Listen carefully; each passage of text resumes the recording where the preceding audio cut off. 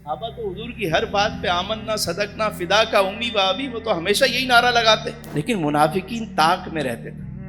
कहने लगे लो मियाँ कैसी बात कर दी, खुद तो पेट पर पत्थर बांधे हुए, खंदक खोद रहे, तहारत के लिए भी बाहर नहीं जा सकते, और बात की जा रही है शाम के महलात और सना की कुंजियों की बात की जा रही, यमन की बात की जा रही, फारस की बात। ये क्या बात है?